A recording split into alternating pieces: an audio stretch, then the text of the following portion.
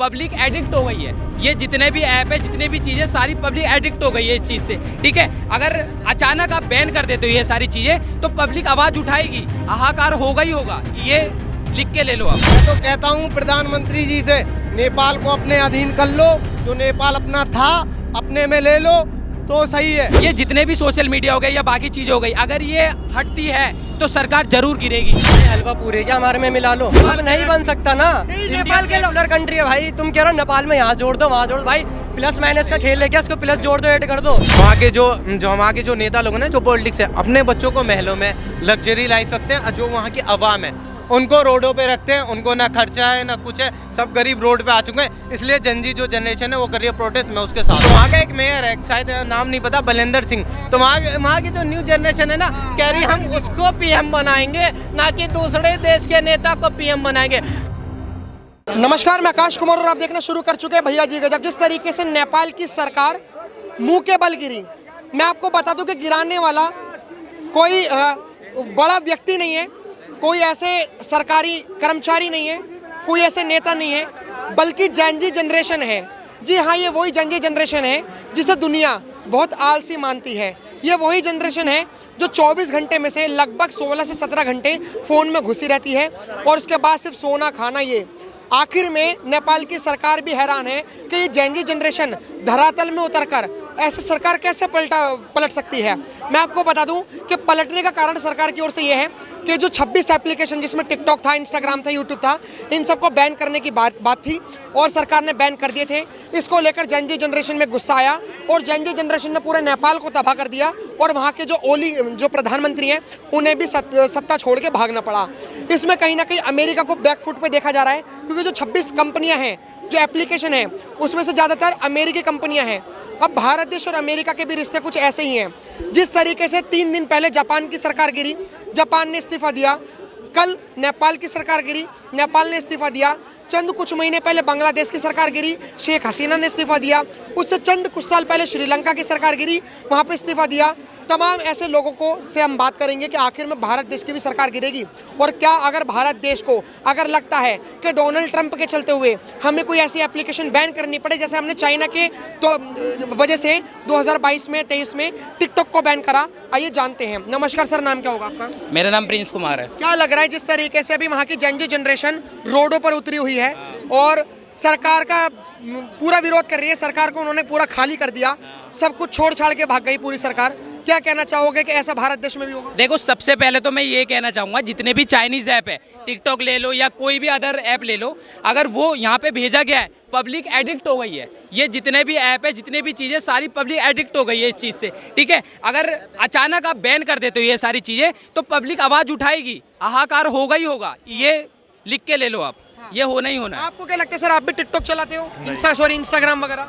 क्या लग रहा है अगर सरकार इंस्टाग्राम बैन कर दे तो क्या भारत देश में भी ऐसा होगा? हाँ, बिल्कुल होगा। बिल्कुल होगा। सत्ता परिवर्तन होगा। बिल्कुल होगा। हाँ, बिल्कुल होना ही होना है। ये यहाँ की पब्लिक टीनेजर है, आधे से ज़्यादा बंदे जितने चलाते हैं टीनेजर ईयर के चलाते हैं। ठीक है, अगर बंद हो गया ये, तो जितने बड़े, जितने मैच्योर हैं वो इतना आवाज़ नहीं उठाएंगे जितना हमारे एज के बंदे उठाएंगे, क्योंकि वो एडिक्ट हो चुके हैं। इंस्टाग्राम हो गया, टिकटॉक हो गया, ये इन सबकी नीड बन चुकी है एक तरीके की। अगर ये नहीं होगा ना, उनका दिन नहीं बीतने वाला। अगर किसी का भी फ़ोन आप एक बार चेक कर रहे हो ना, तो कम से कम उनका स्क्रीन टाइम बहुत हाई होगा उनका इंस्टाग्राम या सोशल मीडिया पे। तो ये होना ही होना है। क्या लग रहा है कि जो जेनजी जनरेशन ने जो करा, ये दुनिया ऐसे बहुत आलसी। आप भी जेनजी में, आप कितने साल के? बिल्कुल, मेरी अभी 21 है। आपकी 20। हाँ, आप जेनजी जनरेशन में ही आते हो।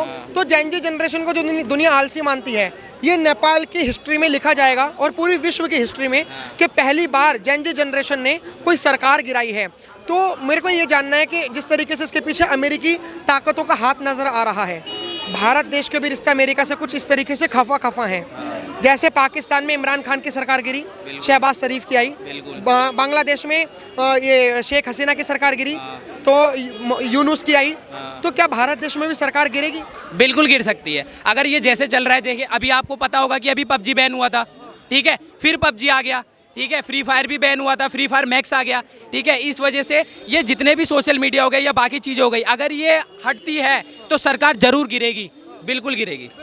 हाँ सर, ये आपको लगता है कि सरकार गिरेगी अगर कोई एप्लीकेशन, जैसे इन्होंने कह दिया जो युवा हैं कि अगर सरकार अगर एप्लीकेशन बैन करती है, जैसे कोई वोट जैसे टिकटॉक को पहले बैन करा, अब अगर सरकार अगर इसी तरीके से जैसे नेपाल में हुआ एप्लीकेशंस को बैन करना, आपको लगता है कि भारत देश में भी सरकार गिर सकती है? देखिए, नेपाल और भारत में बहुत फर्क है। नेपाल, बांग्लादेश और भारत अलग है, वो किसी से किसी कंपेयर नहीं कर सकते। नेपाल और बांग्लादेश और भारत की कोई कंपेयर नहीं आबादी है ना, आबादी वो सब इंडिया की सबसे ज्यादा आबादी मानी जाती है, ठीक है, इंडिया की सबसे ज्यादा आबादी है नेपाल के, मतलब अगर बोला जाए तो उस वजह से नेपाल में पहले नेपाल और बांग्लादेश से कंपेयर भारत का नहीं कभी हो सकता है, और वो एक अलग विषय है। बाकी एप्लीकेशन वगैरह के बारे में नॉलेज नहीं है, यहाँ सरकार नहीं गिर सकती, यहाँ लोकतांत्रिक व्यवस्था है। मैं आपको बता दूं कि वहाँ की जो जनता है, सुन लीजिए, वहाँ की जो जनता है, वहाँ की जनता ये कह रही है कि तो सरकार कह रही है कि नेपाल की सरकार इसलिए गिरी क्योंकि वहाँ पर एप्लीकेशन बैन करी, लेकिन सच मायने में वहाँ के जो युवा हैं और वो ये कह रहे हैं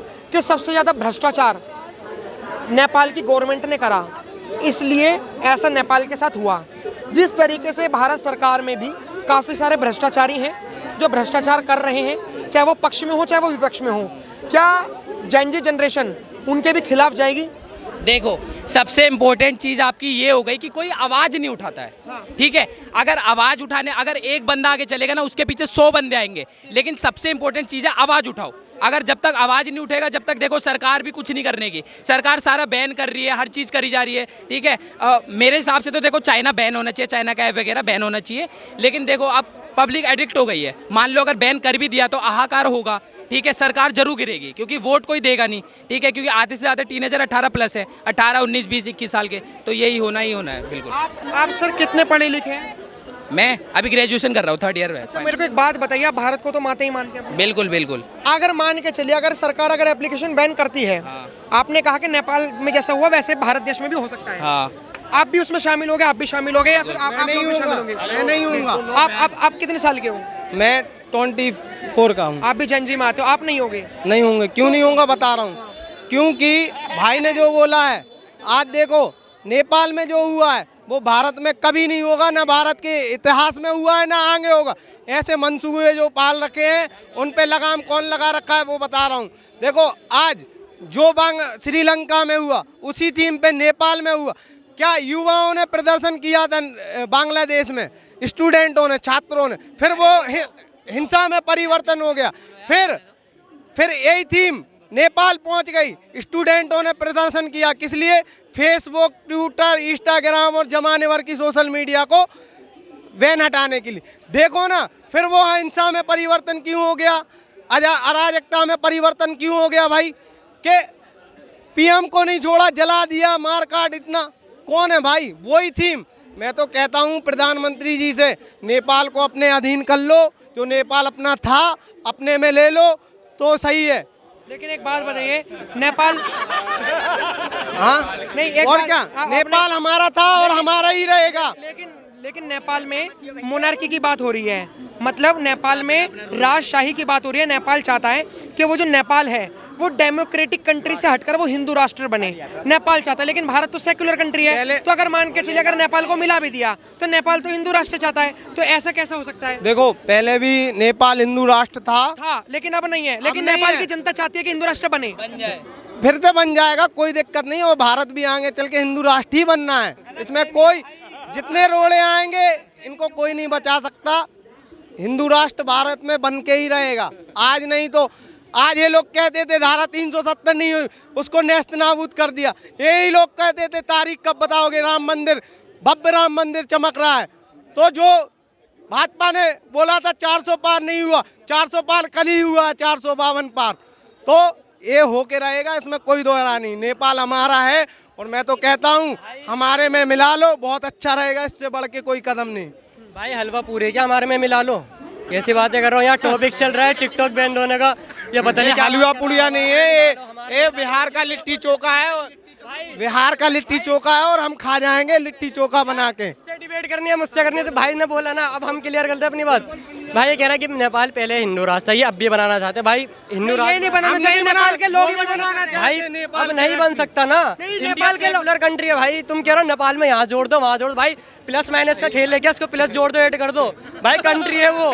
क्या बात कर रहे हो यार, कंट्री को तुम कह रहे हो भाई इतने आराम से कह रहे हैं आ जाओ नेपाल या इंडिया में आ जाओ, भाई ऐसे कह रहा कल आ जाएगा नेपाल, भाई कंट्री ऐसे कैसे जुड़ पहले माइनस माइनस चलता था, मैंने पहले ही बता दिया, स्पष्ट कर दिया कि पूछते थे तारीख कब बताओगे, तारीख कब बताओगे, हमने बना के दिखा दिया कि ये लो बब्ब 370 हटा के दिखा दिया।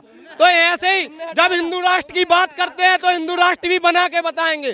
भाई इंडिया हिंदू राष्ट्र बनेगा। अखंड भारत की बात करते हैं, अखंड भारत का नए संसद भवन में चित्र लगा है।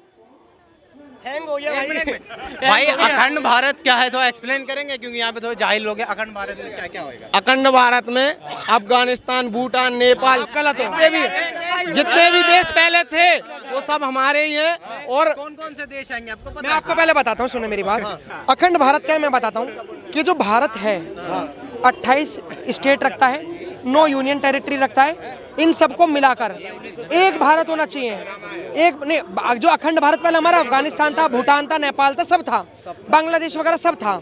लेकिन जो अब जो आज का अखंड भारत है ना, अखंड भारत की मांग इसलिए है कि जैसे तमिलनाडु में तमिल अलग होना चाहता है, बंगाल में बंगाल अलग होना चाहता है, महाराष्ट्र में भाषा के नाम पर महाराष्ट्र अलग होना चाहता है। तो भारत देश में तमाम जो स्टेट्स हैं जो भाषा के आधार पर, क्षेत्र के आधार पर अलग होना चाहते हैं, जैसे तमिलनाडु अलग होना चाहता है, डीएमके की पार्टी हो या फिर तमाम अलग अलग लोग जो हिंदी भाषा से भी विरोध करते हैं, तो ये लोग विरोध ना करें।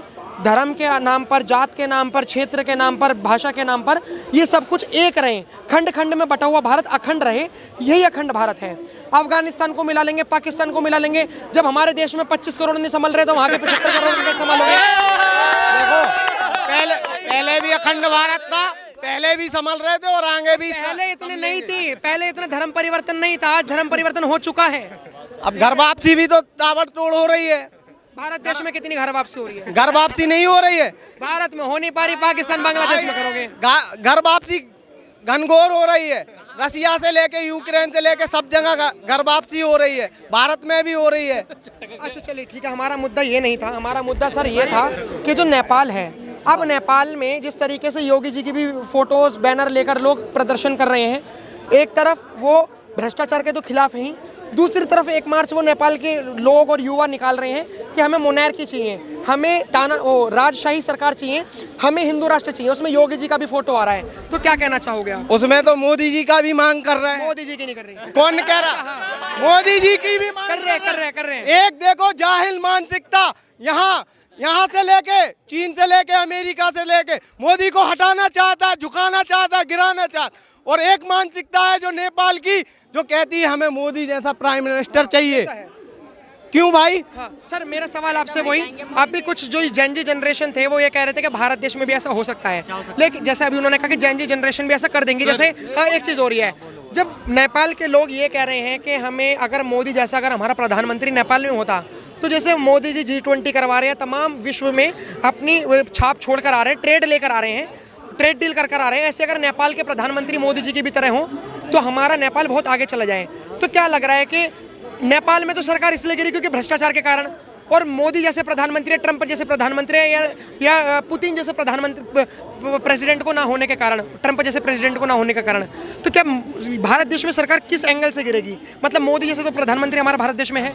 एक मिनट सर, आपने सबसे पहले क्या कहा कि वहाँ जो हो रही है नेपाल में जेनजी जनरेशन प्रोटेस्ट किस लिए कर रहे हैं? क्या कह रहे हैं? प्रोटेस्ट बैन कर दिया है। जैन जी जो है वो अपनी तरफ से ये कह रहे हैं, सुनिए जैन जी अपनी तरफ से कह रहे हैं करप्शन के चक्कर में कर रहे हैं, सरकार कह रही है हमने एप्लीकेशन बैन कर दी इस चक्कर में। देखिए सबसे पहले गई थी सोशल मीडिया हम बंद करेंगे, ठीक है, तो ठीक है कोई दिक्कत नहीं, आप सोशल मीडिया बंद करें। सबसे पहले ये क्योंकि करप्शन बहुत है वहाँ के, जो वहाँ के जो नेता लोग हैं ना, जो पॉलिटिक्स है, अपने बच्चों को महलों में लग्जरी लाइफ रखते हैं, जो वहाँ की आवाम है उनको रोडों पे रखते हैं, उनको ना खर्चा है ना कुछ है, सब गरीब रोड पे आ चुके हैं। इसलिए जनजी जो जनरेशन है वो कर रही है प्रोटेस्ट, मैं उसके साथ हूँ, जनजी जनरेशन के साथ हूँ मैं। सबसे बढ़िया, बहुत बढ़िया काम कर रही है। और रह गई वहाँ पे मांग हो रही है, तो वहाँ का एक मेयर है, शायद नाम नहीं पता, बलेंद्र सिंह, तो वहाँ की जो न्यू जनरेशन है ना, कह रही हम उसको पीएम बनाएंगे, ना कि दूसरे देश के नेता को पीएम बनाएंगे। नॉलेज है नहीं, आके बोल देंगे, इससे हम वायरल हो जाएंगे। और एक मिनट, मैंने कंप्लीट नहीं करा, मैंने कंप्लीट नहीं करा, अगर मैं कंप्लीट कर लूँ तो वहाँ की जनरेशन ये कर रही है। सबसे पहले वहाँ पे जो अभी प्रोटेस्ट हुआ वहाँ पे 19 लोग मारे गए, 20 घायल थे जिसमें से 19 मर गए। एक लड़के को जो गोली लगी थी सीने पे वो आया प्रोटेस्ट में, वहाँ से हॉस्पिटल से उठ के आएगा, उसने रेपर कहा कि हमारा हक है, अवाम ने चुना और अवाम किसी से नहीं डरती। तो भाई मैं तो जेन ज़ी जनरेशन के साथ हूँ। अगर कहीं पे किसी भी आवाम के साथ गलत होगा, क्योंकि जो इनके पॉलिटिक्स के जो बेटे हैं ना, जो इनके जनरेशन, जो इनके बच्चे हैं, वो तो आराम से बहुत अच्छी लाइफ जी रहे हैं, पर वहाँ की जो आवाम है ना, वो रोडों पे की स्कूल देख लो, वहाँ के सब कुछ है, सब ये सब तो सब बढ़िया बेकार काम कर रही है।